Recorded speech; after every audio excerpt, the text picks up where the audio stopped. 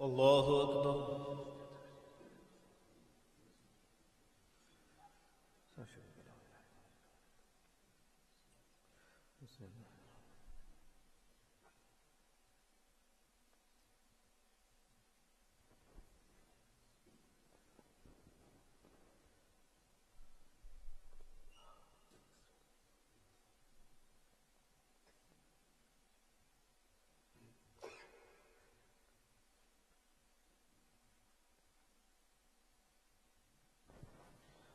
Allahu Akbar.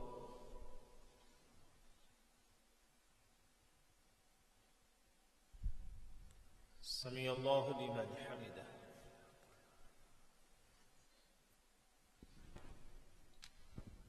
Allahu Akbar.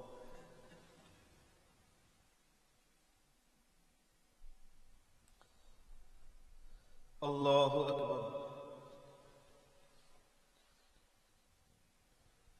Allahu Akbar.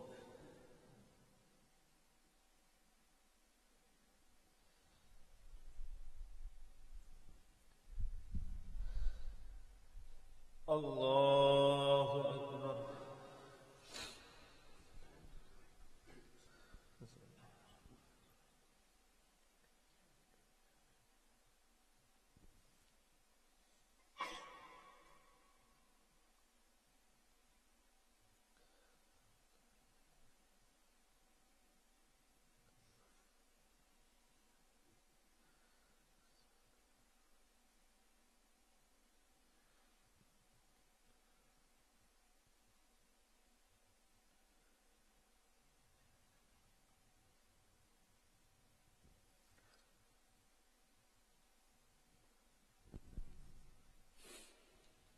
Allahu Akbar.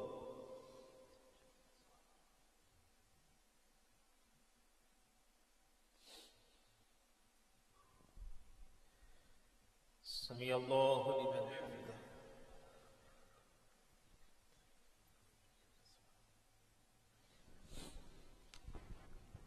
Allahu Akbar.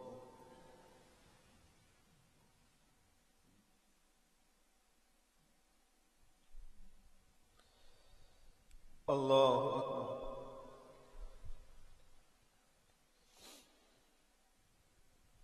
Allahu Akbar.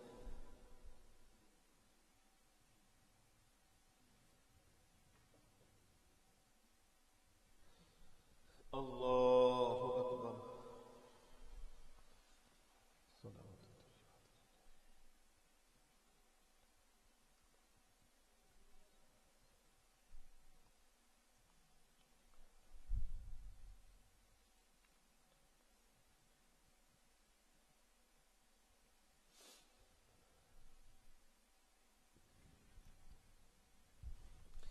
Allahu Akbar.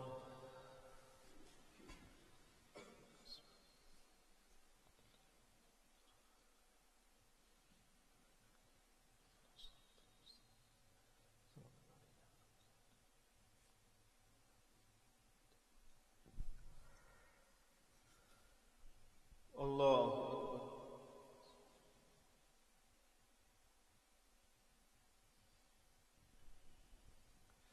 Sami Allahu liman hamidah.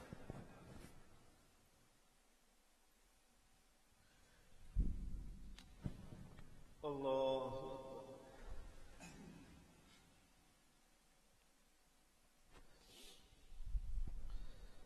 Allahu Akbar.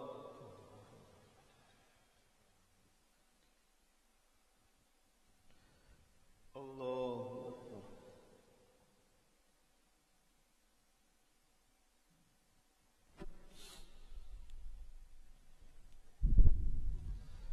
Allahu Akbar.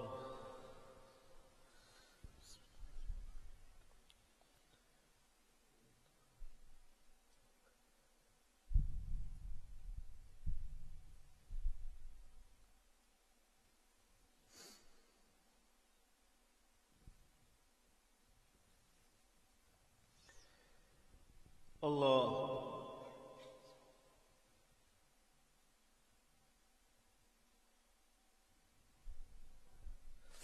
Sami Allahu liman hamidah.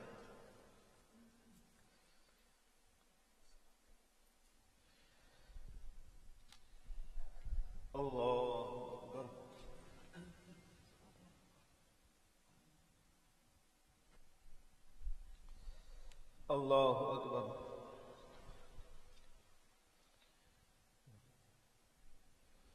Allahu Akbar.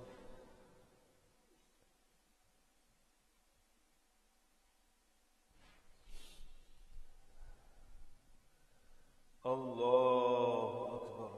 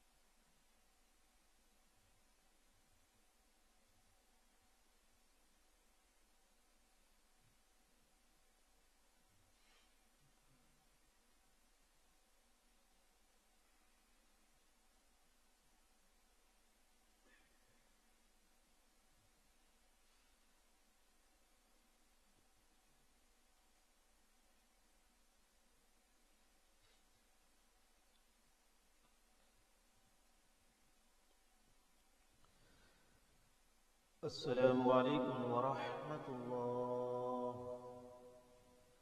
السلام عليكم ورحمة الله. استغفر الله، استغفر الله.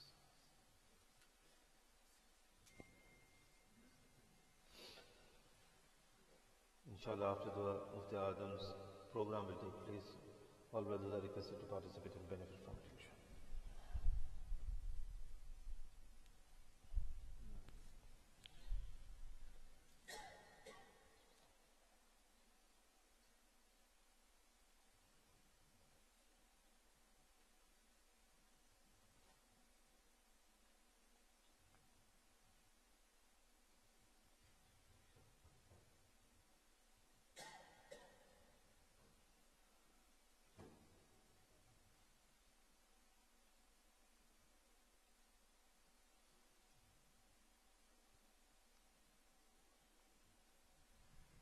اللهم صل على سيدنا محمد وعلى ال سيدنا محمد وبارك وسلم. اللهم انت السلام ومنك السلام، تبارك ربنا وتعاليت يا ذا الجلال والاكرام. ربنا ظلمنا انفسنا وان لم تغفر لنا وترحمنا لنكونن من الخاسرين برحمتك.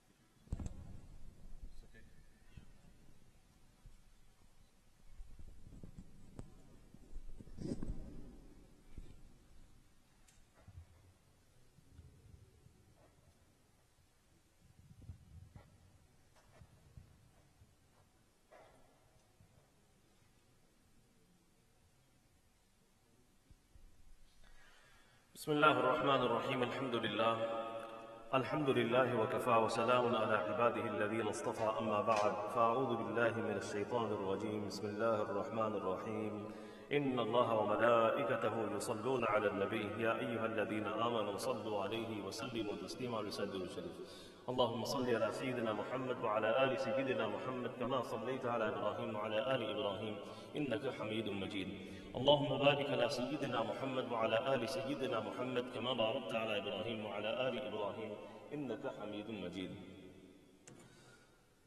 So alhamdulillah, this is the 6th lesson in our journey through the book of Imam Ibn Qayyim rahmatullah alayh, Al-Jawab al-Kafi liman sa'ala an al-dawa' al-shafi, the sufficient answer for the one who asks regarding a complete cure. Another name of the book is Ad-Da'u Ad-Dawa.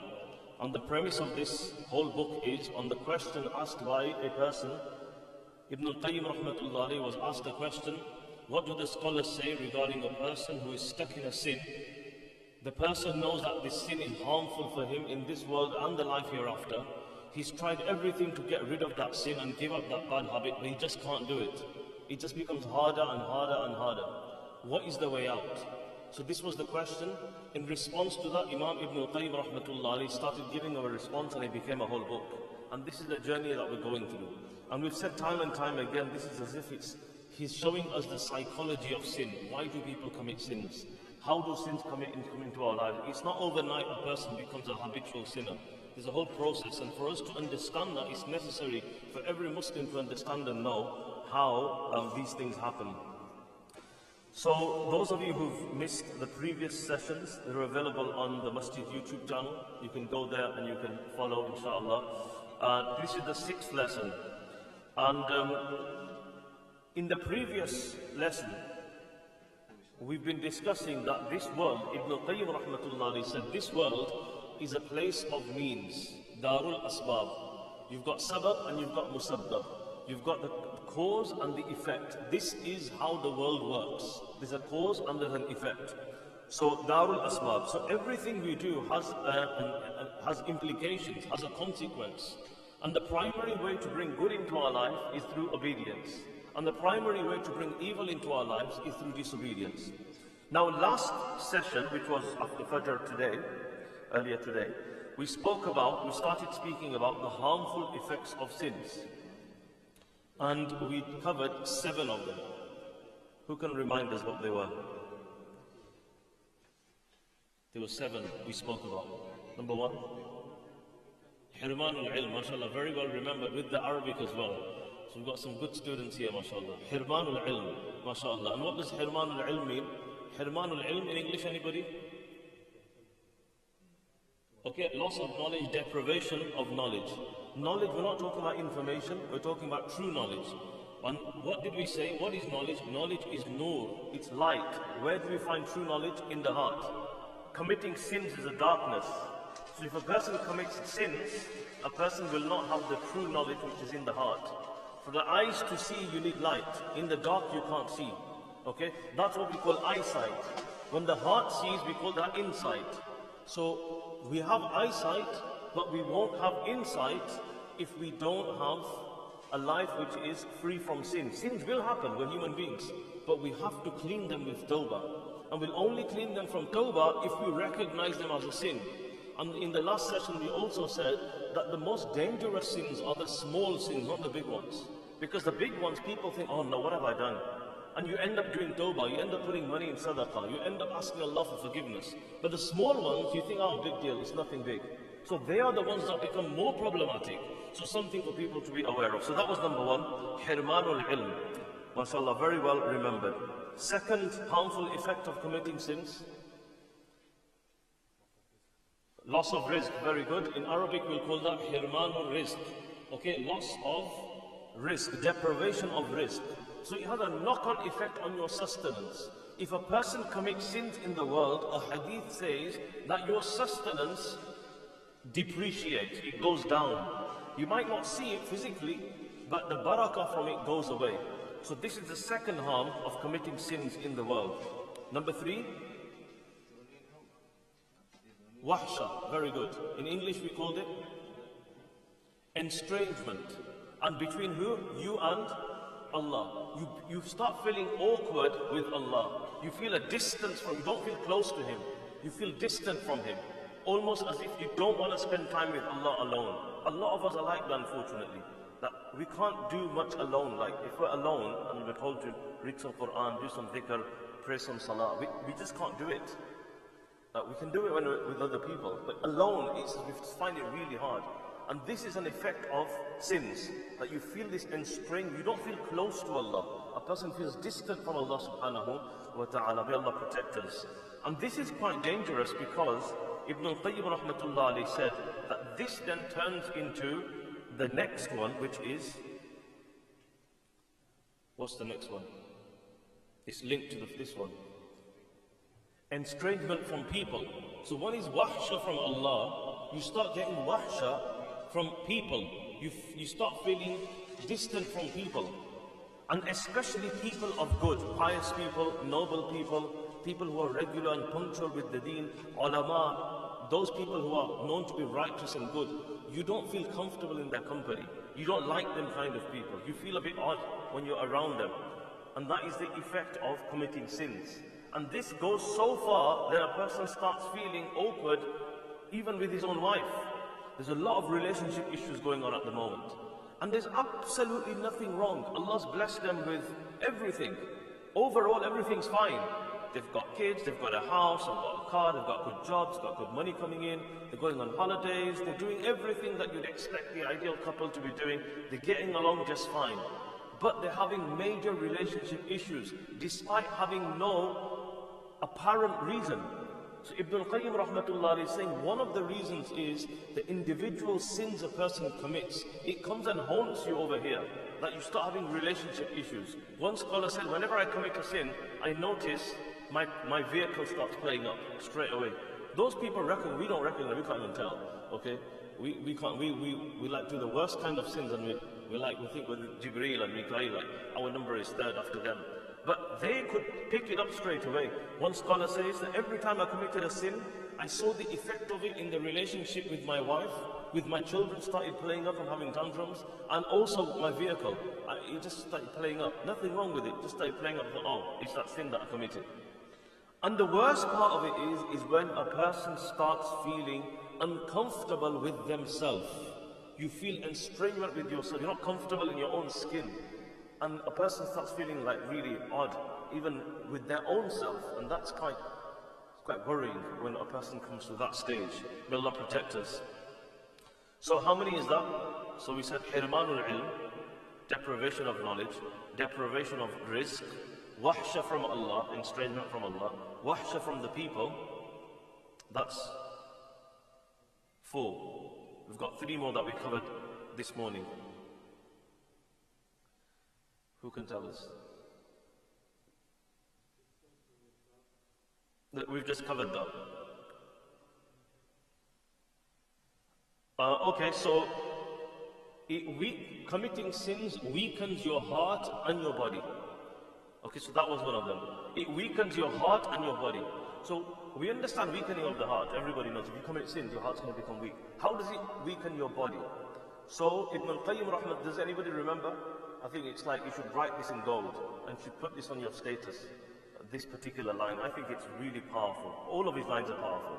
But this one, you can tweet it. That's how good it is. Where does a believer get his strength from?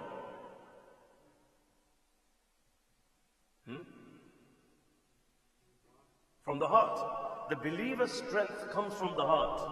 So you can be really tough. You can have a strong physique. You can go to the gym every single day. However, if the heart is not strong, your body is not going to have the strength of Iman to carry out good deeds. So a believer's strength comes from the heart. Heart is weak, your body is going to be weak, regardless how much muscle you have. So this is another effect of committing sins. It weakens the heart and it weakens the body. Does everyone feeling tired? We only feel tired when we have to pray, or when we're in the masjid, or when we're asked to do something good. Outside, no one's tired. Okay, we can go on for hours and hours and hours, we don't feel tired. But it doesn't click to us for some reason. It's so obvious, it's so apparent, but we never think of it. It's here, Ibn al-Qayyim is saying, this is what it is. that the weakness of the heart makes the body weak as well, spiritually and physically. So it's something you can actually sense. So that was number 5. We've got 6 and 7 left. Hirmanul ilm 1, Hirmanul rizq 2, wahsha from Allah 3, wahsha from the people 4, and weakness of the body and the heart 5. Yeah? So we've got 6 and 7 left.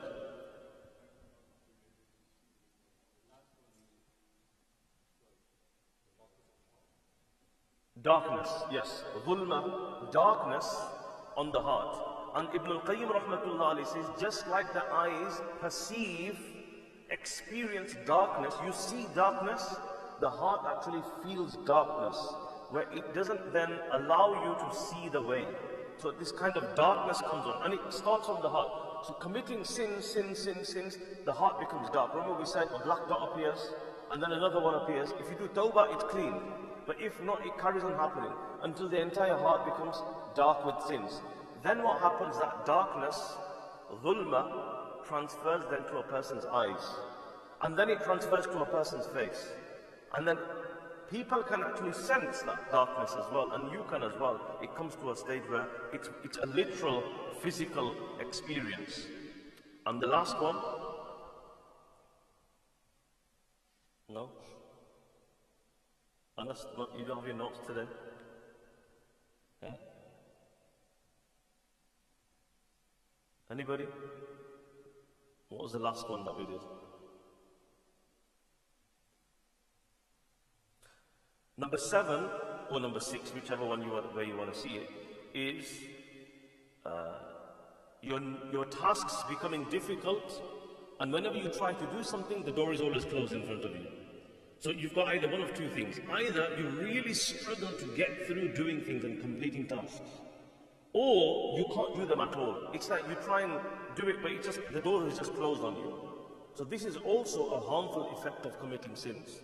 May Allah subhanahu wa ta'ala protect us. Let's continue. Number 8.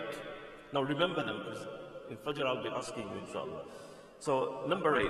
The 8th harmful effect of committing sins. أن المعاصي تزرع أمثالها. The 8th harmful effect of committing sins is sins breed sins. Sins sow the seeds for other sins, for their counterparts. One sin is never one sin. Just ingrain this in your mind. One sin is never one sin. It's never one sin. One sin is never alone. You can't get one sin. When shaitan and your nafs tells you, just do it. Okay, just this time, one time. That's it. You won't do it ever again. Just this one time. Know that there is no such thing in this world as one sin. Ibn al-Qayyim rahmatullah alayhi is saying, sins breed sins. Sins give birth to other sins. Sins attract other sins. Sins plant the seeds for more sins. You do one sin, that you're planting the seeds for so many more. And this is how it works. So much so that the scholars have said, إِنَّ مِنْ أُقُوبَةِ السَّيِّئَةِ السَّيِّئَةَ بَعْدَهَا. The most harmful effect of committing a sin is not the actual sin itself. It's the sin that follows it necessarily. The most harmful effect, some scholars used to say, the most harmful effect of committing a sin is not that sin. It's the sin that follows it necessarily. Meaning, you do one, it's never going to be one. It's going to invite another one.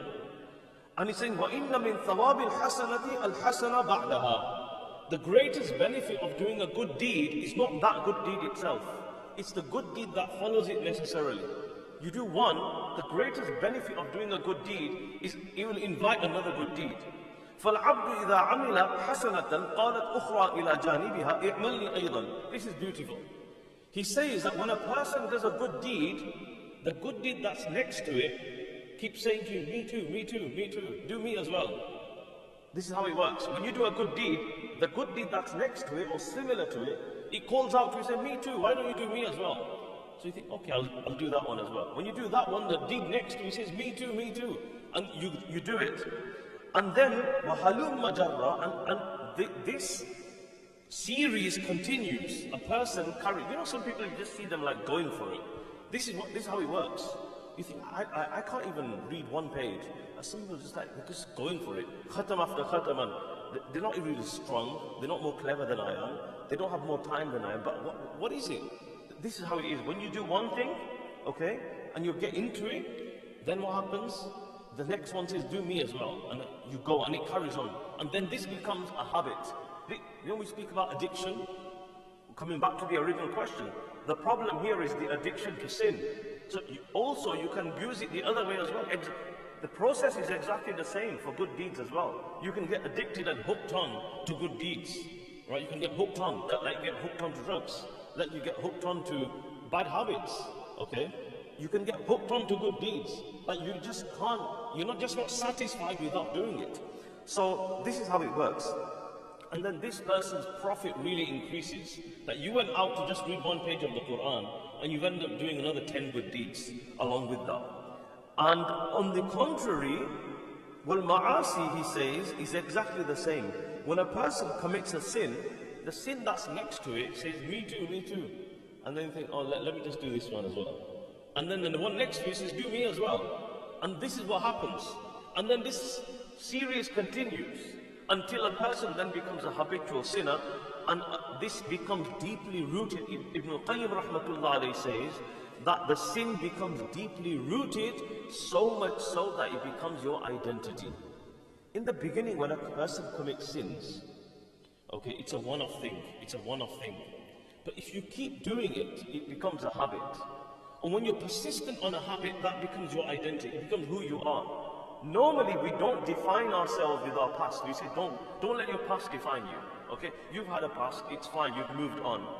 But your current, now, if we carry on doing certain things, and we do them again and again, and they become a habit, that actually becomes your identity. May Allah protect us. That's how dangerous it is. So it becomes deep-rooted, and it becomes an intrinsic part of who you are. And now he goes on to something very interesting. فَلَوْ عَطَّلَ الْمُحْسِنْ الطَّاءَ لَضَاقَتْ عَلَيْهِ نَفْسُهُ. Now let's go back to the two examples. We spoke about the first person. We call a person doing good deeds a muhsin. Muhsin, a person that does ihsan, a person that does husnul a'mal, a person that does good deeds is a muhsin. So a muhsin, imagine, this is a person that does good deeds. He did one, and then he wanted to do another one. Did another one, did another one. So this person is a habitual in carrying out good deeds. He's got a good deed habit. Okay? He's hooked on to good deeds. Now, if this muhsin, a person doing righteous and good deeds, if one day he decides to stop doing good deeds, right? He just stops doing it. So he's built up this habit to read Quran every day, or to do 2 rakat nafal before he sleeps every day, or to sleep with wudu every day, or to do some sort of dhikr every day, or to do dua, or give some money, and whatever it is.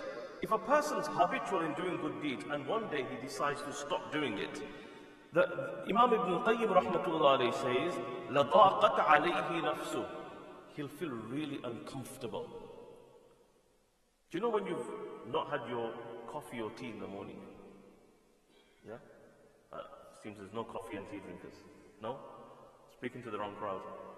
Any coffee drinkers, tea drinkers? Yeah? Little kid, mashallah, right? You're on my team. So, if you've got a habit of drinking tea or coffee every single day, and one day you don't have it, how do you feel? Yeah? You feel out of place. You feel disoriented. You feel as if you've got a headache. Even if the headache's not there, you imagine you've got a headache. Okay? You just don't feel right. It is this person who's got a habit of doing good deeds. One day you don't do it, it's like the world becomes narrow. Like you're eating food, it's nice food, you're not enjoying it. You're with family, you're with friends, you're doing the best of things, but something's not right today. I'm a bit uncomfortable. What is it? People notice as well. What's wrong, man? Like, is everything okay? Yeah, everything's fine. You won't get it, don't worry. No, honestly, there's something not right today. And then this person, وَأَحَسَّ مِن نَفْسِهِ بِأَنَّهُ كَالْحُوتِ إِذَا فَارَقَ الْمَاءِ. So much so he'll feel like a fish out of water. Can a fish survive out of water?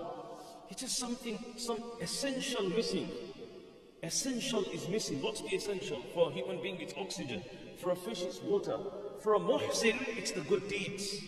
I've not done my Quran recitation today, and that's all it is.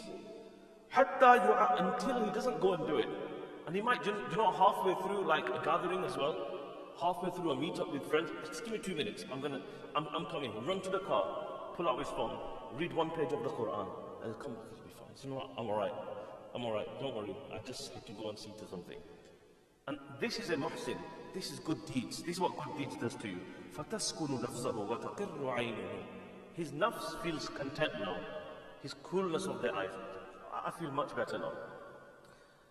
Now this is what we need to understand, the next part. That was for the people who are habitual in doing good deeds. وَلَوْ أَقَّلَ الْمُجْرِمْ الْمَعْصِيَةِ. A person who commits sins, remember what the original question was, right?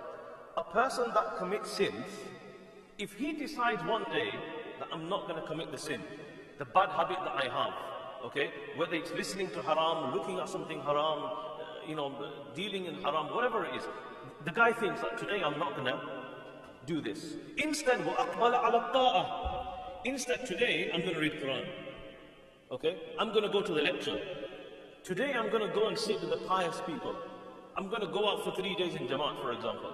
Or they've been knocking on my door, the Tabligis have been coming, I've been saying no, no, no, and sending my kids saying, tell him that Dad said he's not in. Okay? And then goes, my dad said he's not in. So I've been fobbing them off all this time. But today, you know what? If they come today, it's Saturday, they're going to knock on my door. If they call me, I'm going to go to the masjid. So if a sinful person, one day, you've got a habit of committing sins, one day you decide that I'm not going to do the bad habit. And instead, I'm going to do the good. Do you know what happens there? لَضَاقَتْ عَلَيْهِ نَفْسُهُ. Same thing. The person feels really awkward. That's not your normal habit. Many people give up doing good. They want to turn. They want to become better. Look, that person said as well, remember what his question was? I want to give up. I've tried so many times, but I can't. So this is Ibn al-Qayyim rahmatullah alayhi is telling you the deep psychology of sins. He's showing you exactly how it works. If you commit sins, and one day you want to go and do something good, it's not going to feel good, he's telling you. I'm warning you from now. You're not going to get a good feeling. You're going to feel really bad. Because you're out of your norm. You're out of your habit. You're going to feel like a fish out of water. You're going to feel really constricted. This is not your kind of thing. Reading Quran is not your kind of thing. That doesn't mean you give it up. That doesn't mean you give it up. You're going to feel pressure. You're going to feel claustrophobic. You're going to look around and think, what's going on here? What's everyone doing?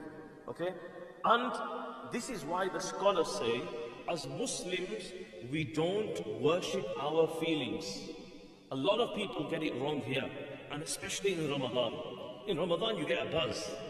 Out of Ramadan, there's no buzz, so people stop doing it. Did we do it for the buzz, or did we do it because we have to do it? Do not worship feelings. One scholar gave a beautiful example of this. He said, imagine you board the train from Birmingham New Street, and you're going to London Euston, for example. There's two of you. Okay?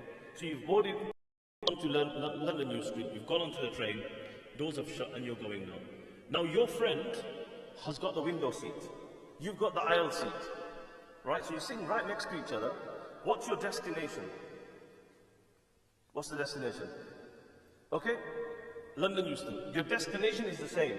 However, the difference is, because your friend's sitting on the window seat, he's going to see much more than you will. He will feel much more and experience much more than you will because you're in the aisle seat. But at the end of the day, your destination is the same. Exactly in the same way, when it comes to traveling the path towards Allah and towards Jannah, our destination is the same. Some people feel things on the way, some people don't. That's not important. If we worship our feelings, we'll give it up because you're not going to feel forever. Because when you're driving a car, for example, when you go from 0 to 60 miles per hour and you put your foot down, okay, you're going to feel it. When it goes to 60 to 70, 70 to 80, do you feel anything? Not much.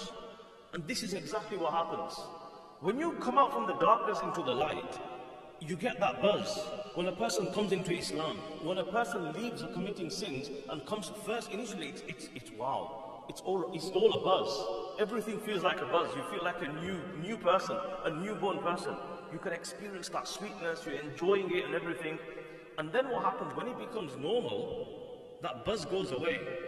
And what happens is people that worship the buzz, they quit. And that's why a lot of people quit. But it was never about the buzz or the feeling. It was about doing the act. Allah's not going to ask you on the day of judgment, did you feel a buzz when you prayed? Allah's not going to ask you that. Allah's going to ask you, did you pray? That's it. If you prayed, good. If you didn't pray, not good. But Allah is not going to ask you, did you feel the buzz? Did you experience a state of ecstasy? Did you see the jinn and the angels and all these miracles? Allah's not going to ask you any of that. Maulana Ashraf Ali Thanvi Rahmatullah Alayhi has a very good principle here. Anything that is beyond your capacity, Allah has never made that obligatory upon you. Anything that's beyond your reach, Allah will not ask you of that on the day of judgment. To see a dream of the Prophet Sallallahu Alaihi Wasallam, to fly in the air, to do something miraculous, to experience a feeling that's beyond me. If Allah wants to give me that, He'll give it. If He doesn't, He won't. So that should never be our objective. Sometimes on the path towards Allah, we get a little bit confused and we try to achieve these things. We want to feel like somebody else is feeling. If they don't feel, how come I'm not feeling? There must be something wrong with me. Nothing wrong with you. Nothing wrong with you. Yes. MashaAllah. So this is an ayah of the Quran. لا يكلف الله نفسا إلا وسعها. Allah will not burden you beyond your capacity. Yes. لها ما كسبت وعليها ما اكتسبت. Whatever you do, it goes exactly hand in hand with what we're discussing. The primary source of bringing good in your life is what you do. You do good, you'll get the benefit of good. You commit sins, you're going to see the consequences of it. So, over here we have over here, Ibn al-Qayyim rahmatullah is telling us something very deep. This is, when a sinful person gives up sin and instead he does a good deed, you think the person's going to feel a buzz. On the contrary, you feel a bit restricted. You feel a bit odd because that's not your normal habit. But he's saying don't give up there. Okay, because we don't worship our habits. Why do you feel like that? Why do you think a person would feel like that? Why would a person feel restricted and claustrophobic? He's doing a good deed. Why would you feel like that? Not used to it. It's common sense. Well, you don't think of it like you're not used to it. That's all. When you're not used to something, obviously, some people say, oh, it's hard, man. It's supposed to be hard. You've never done it before. A lot of people don't end up doing a lot of things because they say, oh, it's too hard. But it's supposed to be hard. You haven't done it before. If you keep doing it, it's going to become easy. Did you expect it to... It's not easy in the first time you do something. It's supposed to be like that. The mindset has a massive impact on our life. And this is what Ibn al-Qayyim rahmatullah is teaching us here. It's supposed to feel odd because it's not your habit. You're out of your comfort zone. That's not your comfort zone. Every day you're doing sins and then today you want to read Quran and you want to feel up there as well. No, that doesn't mean you give it up. It'll come slowly, slowly. You'll get the buzz. The buzz will come, the buzz will go. But don't worship the buzz. Don't wait for the buzz to come. It will come. That time will happen when you will feel something, because the darkness will be going away. And those people who come to Islam, whether reverts or living a life of sin and then coming to Islam totally, where they've got no Islam, they do feel the light. Because when you've got darkness in a room and you light a candle, you light one candle, small candle in a dark room. Imagine this whole room, masjid, is dark, and you light one candle. It feels the light spreads everywhere. What happens when you bring another candle? Brighter, but is it the same effect? Is it the same effect? What about when you bring the third one? What about when you bring 10 candles? Is it brightening the room? Yes. Is the nur coming in? Yes. Can you feel it? No, not anymore. You can't tell now.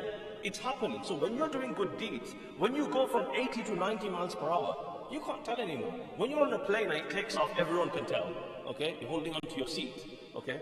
Some people read the dua like 10 times. Okay? When it's in the air, it's going much faster than it was going on the ground. Can you feel it? No. Does that mean you're not moving? A lot of people give up because they think, I'm not moving.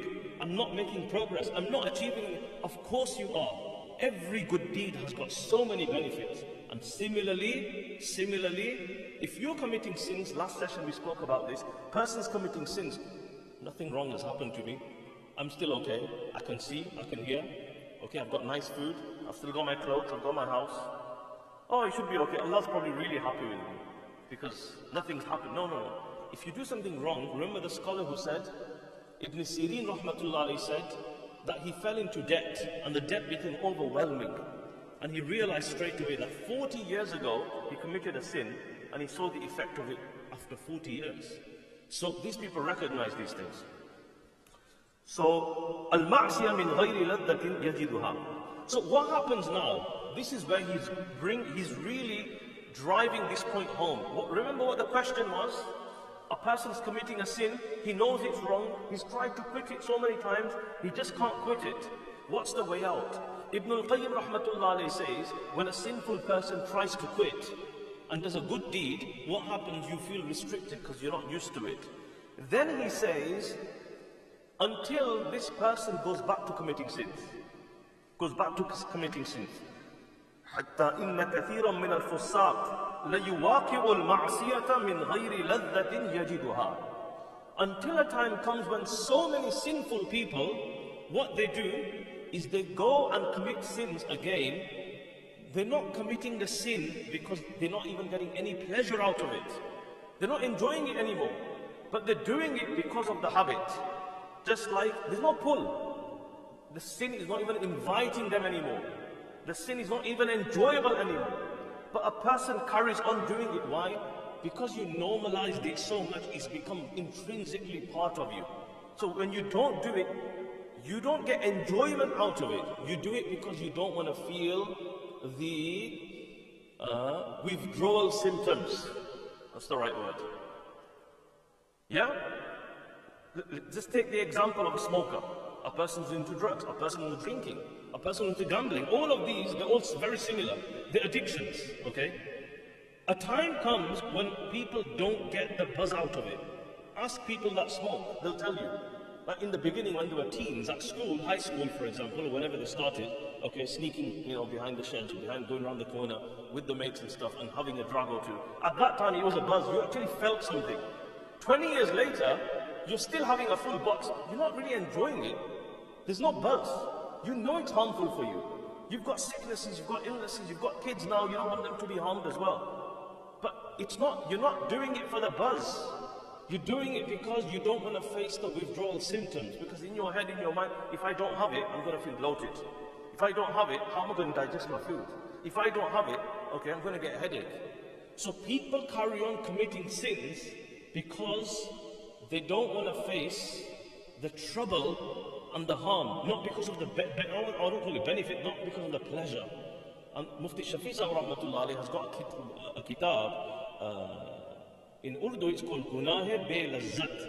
In English it's sin without pleasure. Where a person comes to a stage where there's no pleasure in the sin. You're not enjoying it. You're doing it because you don't want to face the withdrawal symptoms. The pain of leaving is much more than the enjoyment of committing. This is some deep stuff Ibn al-Qayyim rahmatullah alayhi is speaking about. And this is something every single one of us need to know. He brings a poem. Now Arabic poetry from back in the days, it usually speaks about one of three things.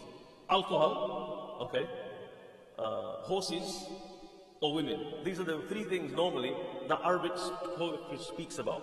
So over here, he says, وَكَأْسٍ شَرِبْتُ عَلَى لَذَّةٍ وَأُخْرَى تَدَاوَيْتُ مِنْهَا بِهَا وَكَأْسٍ شَرِبْتُ عَلَى لَذَّةٍ وَأُخْرَى تَدَاوَيْتُ مِنْهَا بِهَا. He says, one glass of wine, I drink for pleasure. The other one, I drink it. Why? To wash the first one down. The first one I drink out of pleasure. The second one I drink to wash the first one down. This is how sins work. One sin is never one sin. One sin means another 100,000 of sins, because it's never alone. So this is what we find. So it's important that we don't worship the feelings. وَلَا يَزَالُ الْعَبْدِ يُعَانِ الطَّاعَةِ. So he goes on to say, now a good person, a servant of Allah, continues doing good deeds and becomes accustomed to it, loves it, doesn't worship the feelings. So much so that Allah subhanahu wa ta'ala, so if you don't worship the feelings, start doing good deeds, even you find it difficult, you don't feel, but you don't enjoy, remember, this path is quite lonely. I'm going to mention one thing here. This path is a lonely path. If you decide to give up sins, you're going to have to give up bad company. If you decide to give up sins, you're going to have to give up all your habits that you've had. That was your kind of makeup. That is who you were up until now. Abandoning that is abandoning an identity that you've had for so many years. So the path that this is going to be a lonely path initially, because you're going to feel you're all alone. Okay? But remember, Allah subhanahu wa ta'ala tells you you're not alone. أولئك مع الذين أنعم الله عليهم من النبيين والصديقين والشهداء والصالحين وحسن أولئك رفيقا. Allah says, don't worry, you're not alone. The path you've just taken, the path of good, this is the path. You know who else is with you? The prophets are with you. The Siddiqeen are with you. The Shuhada and the martyrs are with you. And the Salihin, the righteous are with you. Allah says, وَحَسُنَ أُولَٰئِكَ رَفِيقًا. What amazing friends and companions you've got. This is the best company you can have. You can't have better company than this. So Ibn al-Qayyim rahmatullah alayhi says, when a person continues doing the good deeds, so much so that he enjoys doing them, he becomes accustomed to it, starts making the good deeds into a habit, and doesn't seek out just feelings, but does it because you want to. Do you know what happens? Allah sends malaika and angels to help you carry out the good deeds. Like angels will come and wake you up for Fajr.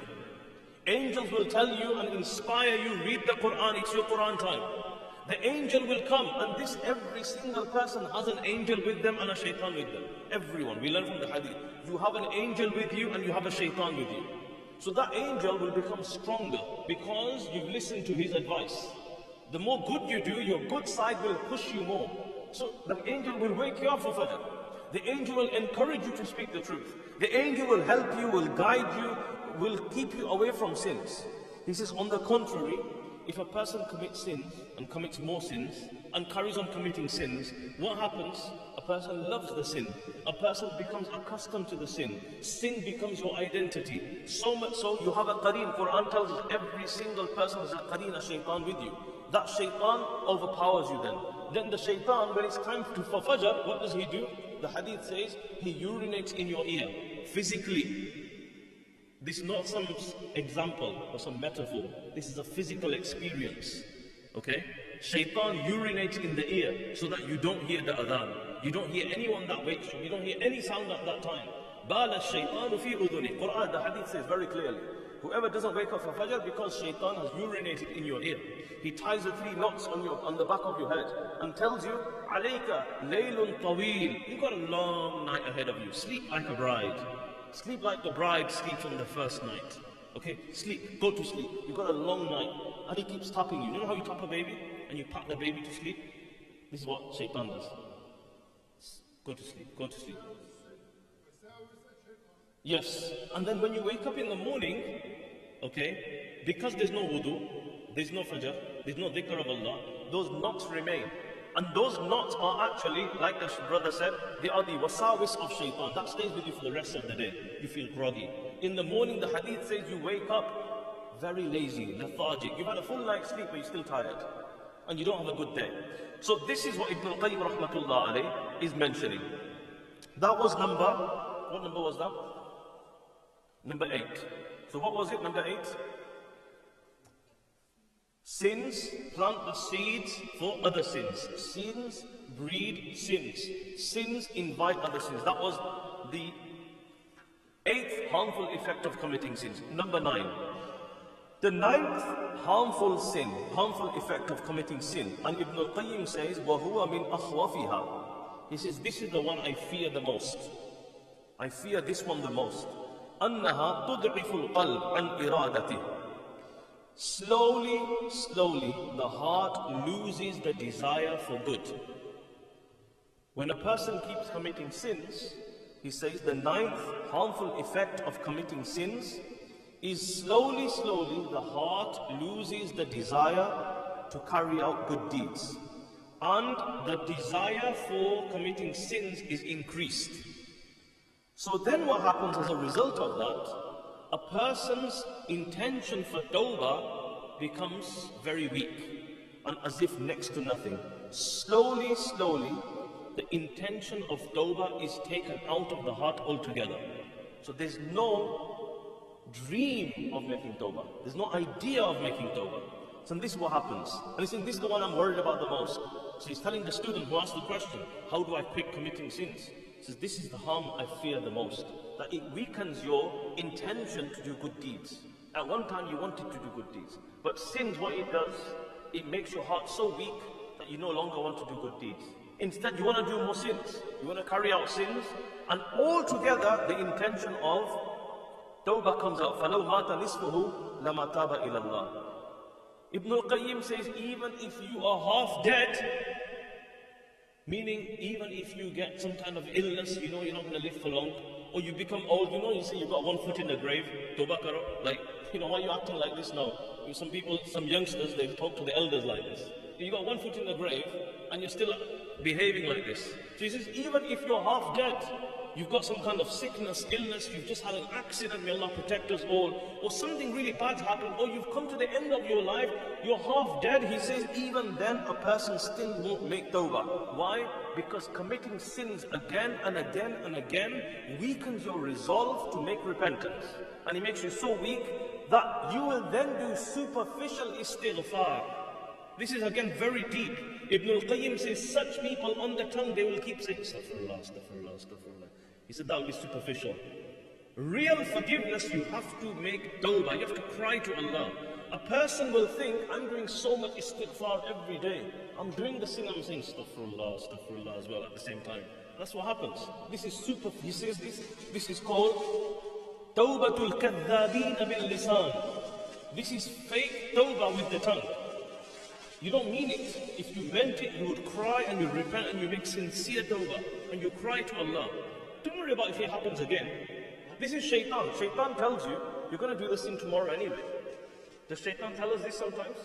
Tomorrow you're going to do the sin anyway. Why are you making tawbah today? What benefit is there? Why at the time of iftar now? Why should I cry to Allah and ask Allah to forgive me when tomorrow I'm going to do the same sin? This is a deception of shaitan. Who promised you tomorrow? Who promised you tomorrow? No. Allah hasn't promised us tomorrow.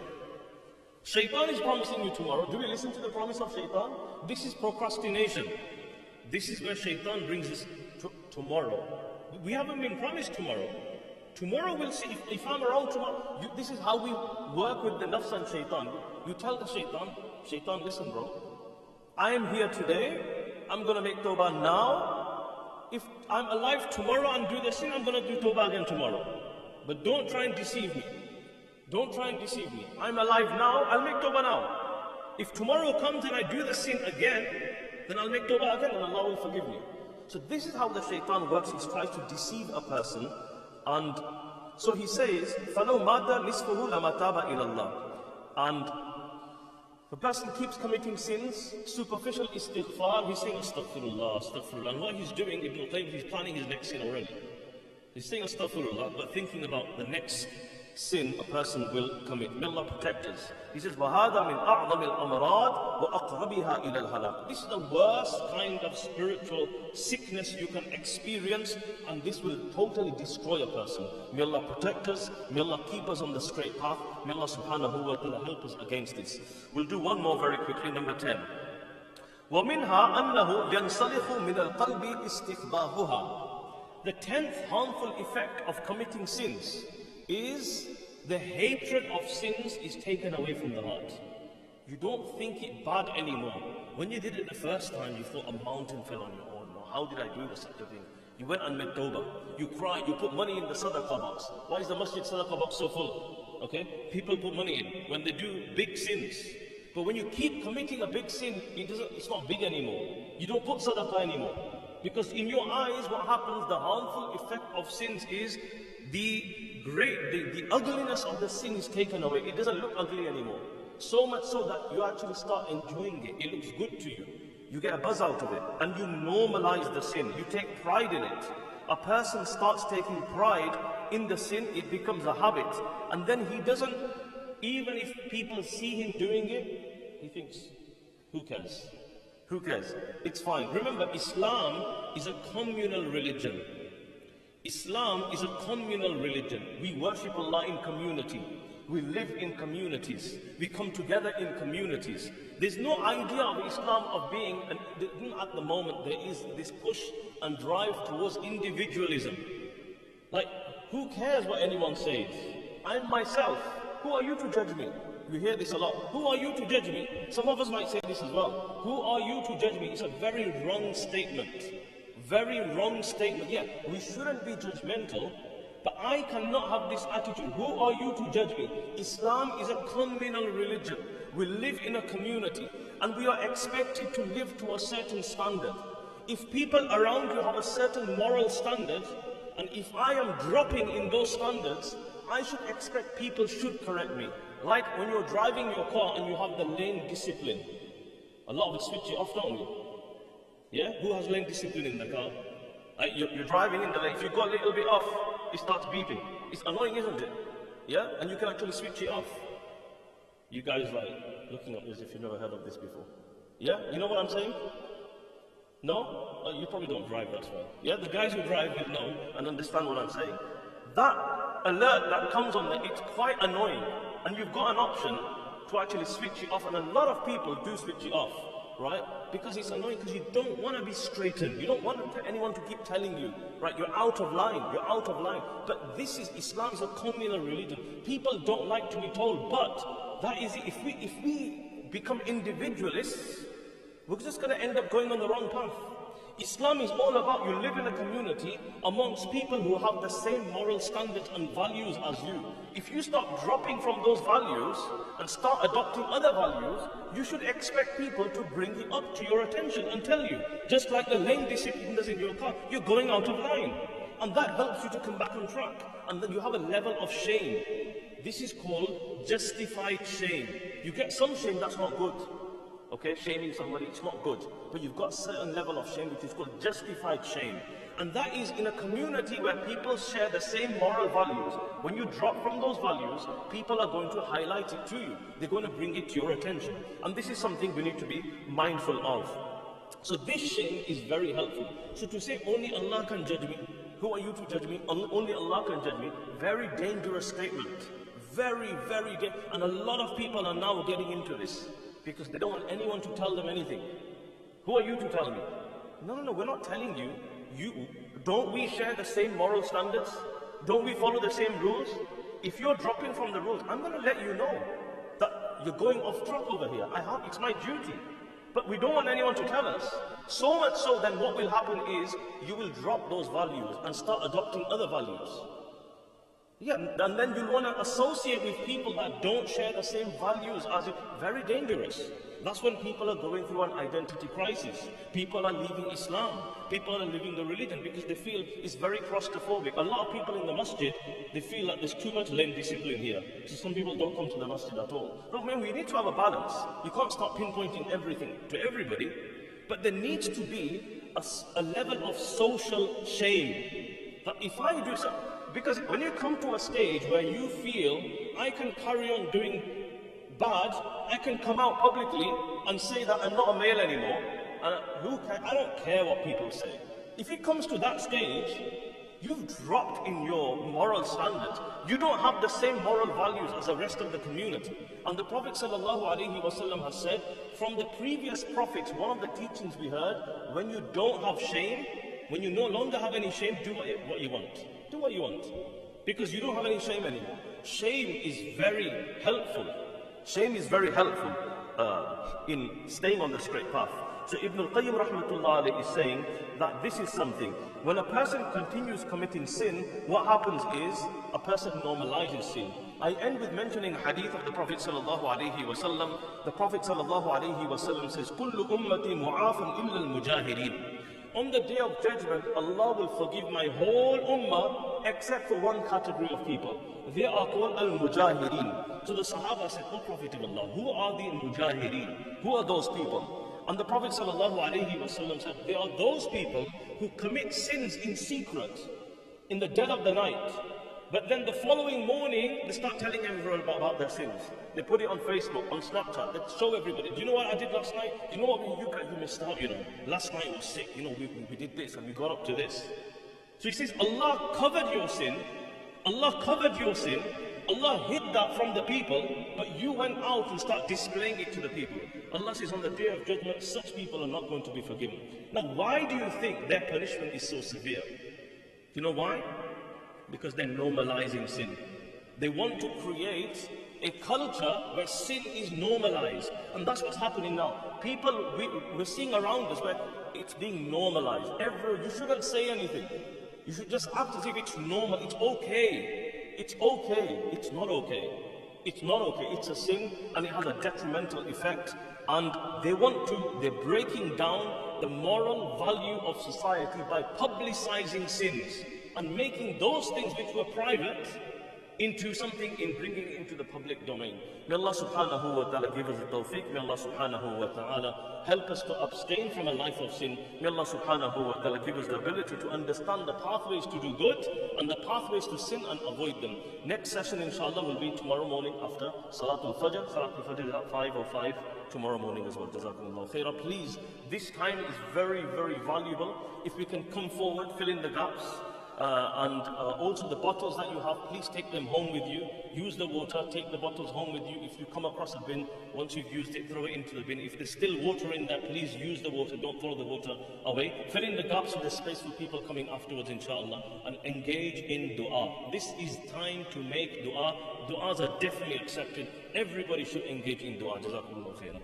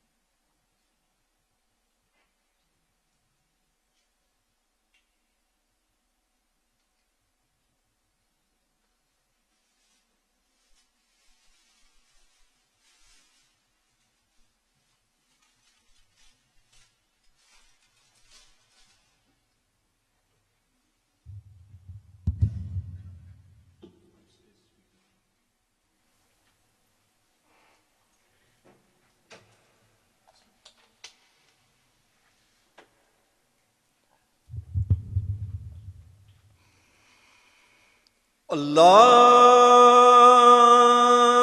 Akbar, Allahu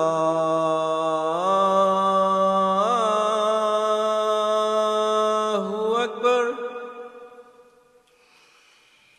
Allahu Akbar, Allahu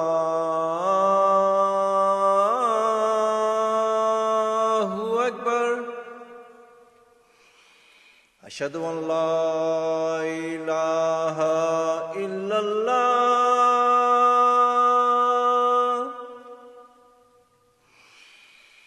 Ashhadu an la ilaha illallah.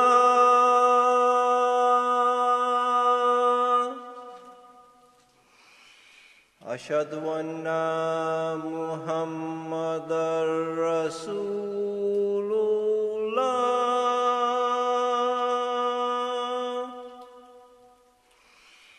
Ashhadu anna Muhammadar Rasulullah.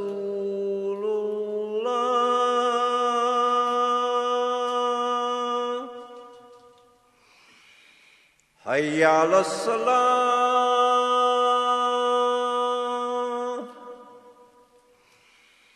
Hayya 'alas salah.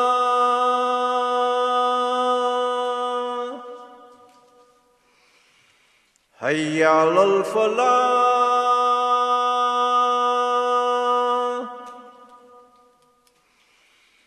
Hayya 'alal falah.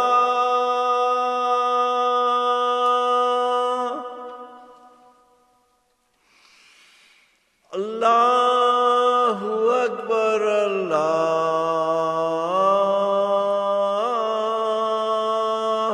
Akbar. La ilaha illallah.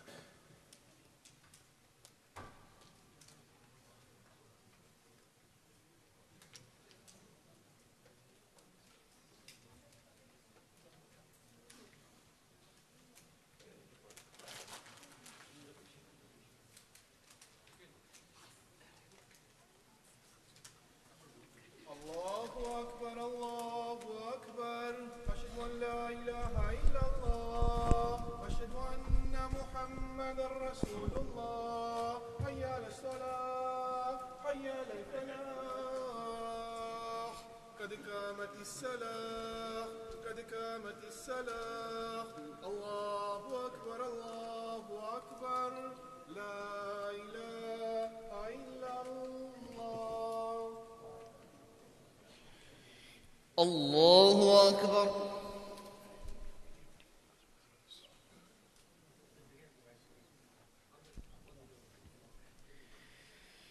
الحمد لله رب العالمين الرحمن الرحيم مالك يوم الدين إياك نعبد وإياك نستعين اهدنا الصراط المستقيم صراط الذين أنعمت عليهم غير المغضوب عليهم ولا الضالين.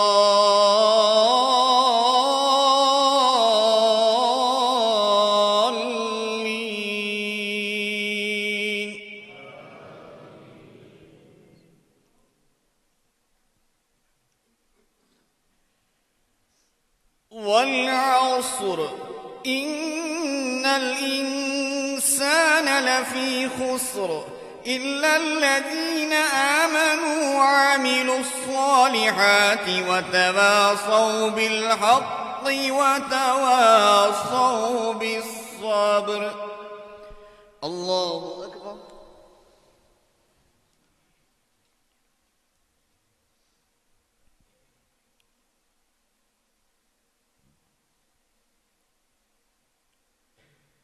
سمع الله لمن حمده.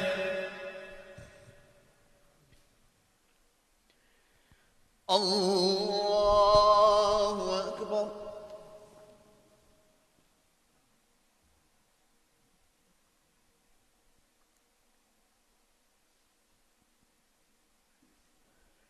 الله أكبر.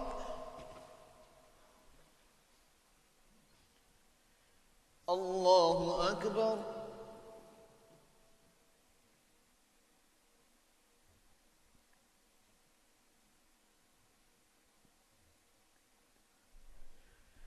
الله أكبر. الحمد لله رب العالمين الرحمن الرحيم مالك يوم الدين إياك نعبد وإياك نستعين اهدنا الصراط المستقيم صراط الذين أنعمت عليهم غير المغضوب عليهم ولا الضالين.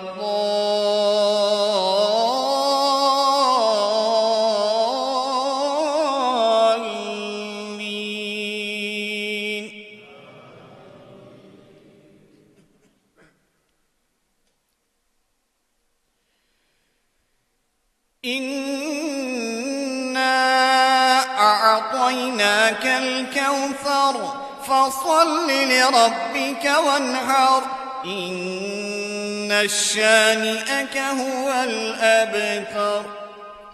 الله أكبر.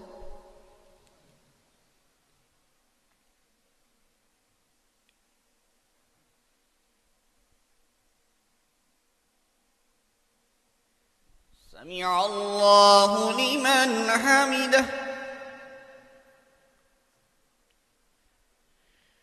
الله أكبر.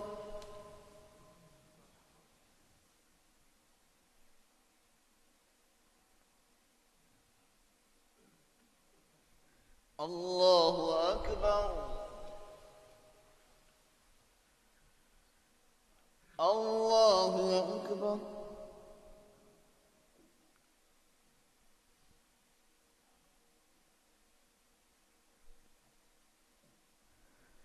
الله أكبر. الله أكبر.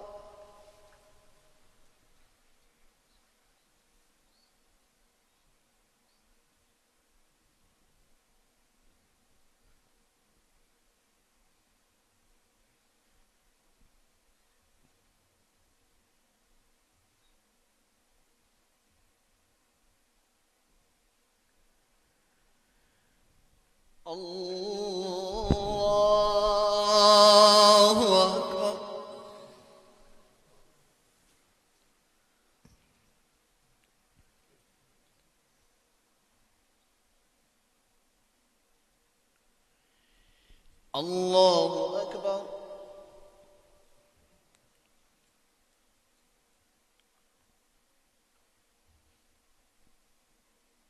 سمع الله لمن حمده. الله أكبر.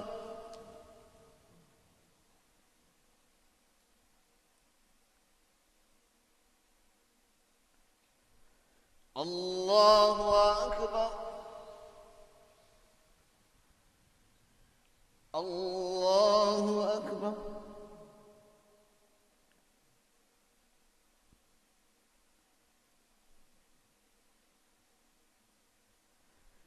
الله أكبر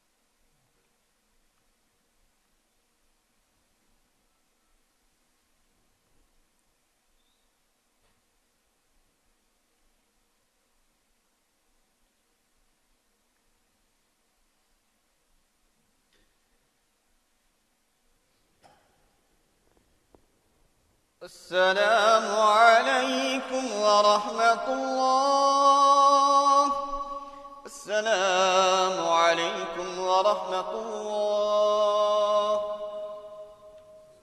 الله استغفر الله استغفر الله استغفر الله اللهم أعنا على تلاوة القرآن وذكرك وشكرك وحسن عبادتك اللهم أنت السلام ومنك السلام تبارك يا ذا الجلال والإكرام برحمتك يا أرحم الراحمين